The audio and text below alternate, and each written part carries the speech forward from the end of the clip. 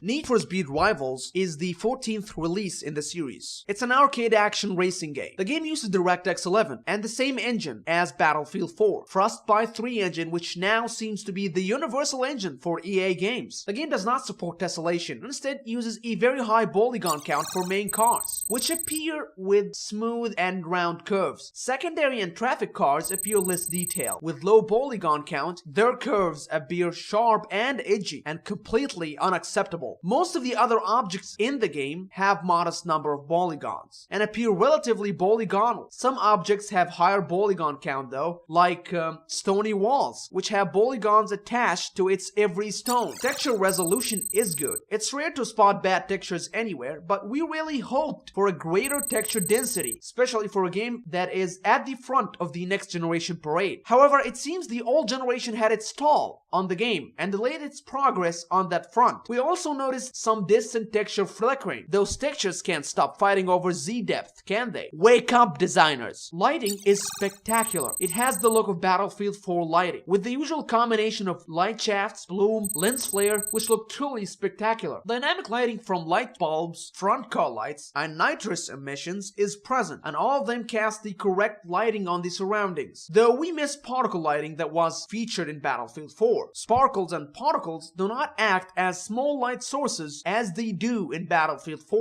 Shadows are plentiful and smooth. Dynamic shadows are present. Front car lights cast shadows on the environment, but that only happens with main cars, not secondaries. Also, the effect is absent with the police sirens, small light bulbs, or gas emissions. Smoke is affected by shadows to a great degree as expected from a Frostbite game. It appears differently under shade and under light. However, particles lack shadows. The physics engine of Rivals is modest. All objects on the road can be vandalized or destroyed. Traffic lights, signs, wooden fences, etc. But the deeper you go off the road, the more static things seem. Objects won't even budge, let alone destroy. Car weight and mass are very lacking. As such, collisions lack the visceral, shocking feel. Car deformation is also limited and unrealistic. Particles and shrapnels are excellent, but smoke and dust effects are relatively modest and not in line with the surfaces it flies off. They should increase in density and volume even more. Water is poor. It's flat, have no reflections and waves, which seems at odds with the excellent water representation in Battlefield 4, which bizarrely shares the same goddamn engine. Reflections are powerful and real-time, especially on the glossy surfaces of cars. Even small mirrors have them. Traffic cars have static reflection though. Wet roads too. Level of details range is medium, even at the ultra preset. Fine details bob in subtly at extreme speeds, and the player can increase the distance further. Post-processing is the usual work from a Frostbite game. Motion blur, depth of field, bloom, color grading, and tone mapping all present and accounted for. The game doesn't support any anti-alliasing option, and forcing post-process solutions through driver control panel does not seem to help much, which means the game is full of aliasing, crawling, and flickering edges that utterly distracts the player from the game, ruining the experience in the process. The only solution for that is to rely on the capabilities of the Frostbite engine and expand the internal engine resolution through resolution scaling. The game will run at a higher resolution than the display and will be scaled down to fit the screen, eliminating nearly 80% of the bad edges, sort of like super sampling solution, which reduces performance of course. Performance of the game is silly. It is locked to 30 frames per second no matter what. As such, the GPU only uses about 40 to 50% of its potential, even at